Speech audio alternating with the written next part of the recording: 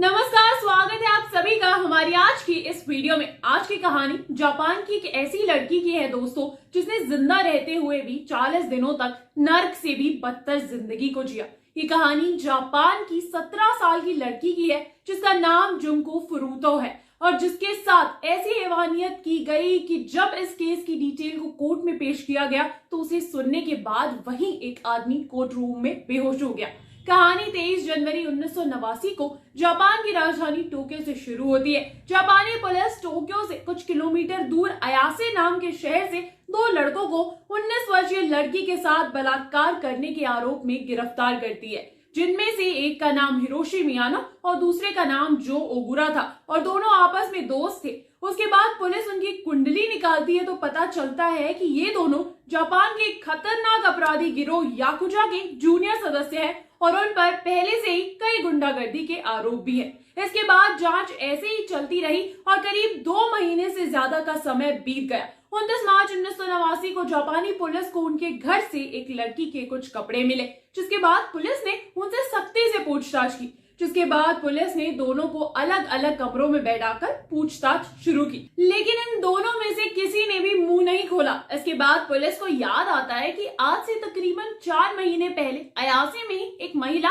और उसके 7 साल के बच्चे का मर्डर हो गया था, तो कहीं उस मर्डर में भी इन दोनों का ही हाथ तो नहीं। इसलिए पुलिस अंधेरे में तीर मारती है और हिरोशी मियानो से कहती है कि हमें पता है कि तुमने किसी का मर्डर भी किया है। जैसे ही मियानो ने पुलिस की ये बात सुनी, वो डर गया और उसने सोचा कि शायद दूसरे कमरे में रहने वाले उसके दोस्त ने सब कुछ बता दिया है। पुलिस की चाल काम कर गई और थोड़ी देर बाद मियानो टूट गया और बोला, हाँ, मैंने एक लड़की की हत्या की है।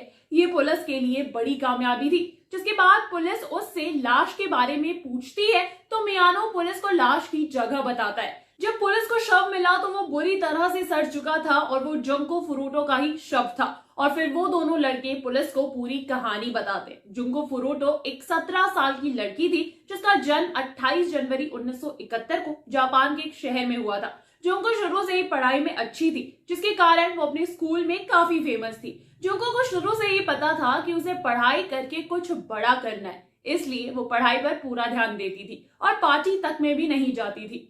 अक्टूबर 1988 से जुंको स्कूल के बाद एक प्लास्टिक की फैक्ट्री में पार्ट टाइम जॉब भी करने लग गई थी। इसके अलावा इलेक्ट्रॉनिक्स की दुकान में जुंको ने एक फुल टाइम जॉब भी एक्सेप्ट कर ली थी, जिसे वो अगले साल अप्रैल में अपनी ग्रेजुएशन कंप्लीट करने के बाद ज्वाइन करने वाली थी। मगर उसकी यही खूबियां उसकी दुश्मन बन गई। जी हाँ दोस्तों, मियानो भी उसी स्कूल में पढ़ता था जहाँ जुंको पढ़ती थी और वो मन ही मन जुंको को पसंद करता था। और एक दिन उसने जुंको से डेट के लिए पूछा, लेकिन जुंको को पता था कि वो कैसा लड़का है, इसलिए उसने उसे साफ मना कर दिया। और मियानो ने इस बात को दिल से लगा लिया, क्योंकि उसे ना सुनना पसंद ही नहीं था और वो इसका बदला लेना चाहता था, लेकिन उसे कोई मौका नहीं मिल रहा था। 25 नवंबर 1988 की एक शाम को जब मियानो अपनी दोस्त नोबुहारू मिनातो के साथ मोपेड पर घूम रहा था, तब तकरीबन 8:30 बजे रात को जुंको अपना पार्ट टाइम जॉब पूरा करके साइकिल से अपने घर वापस लौट रही थी। तब मियानो के कहने पर उसके दोस्त ने जुंको को उसकी साइकिल से गिरा दिया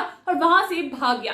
पीछे से मियानो उसकी मदद करने के बहाने से उसके पास पहुंचता है। फिर वो जुंको से कहता है कि रात का टाइम है तो मैं तुम्हें घर छोड़ देता हूँ। अब क्योंकि जुंको उसे जानती थी, इसलिए वो उसके साथ चली जाती है, लेकिन मियानो उसे खाली गोडाउन में ले जाता है और कहता है कि जिसने तुम्हें साइकिल से धक्का दिया वो मेरा ही दोस्त था और हम दोनों याकुजा गैंग के मेंबर है।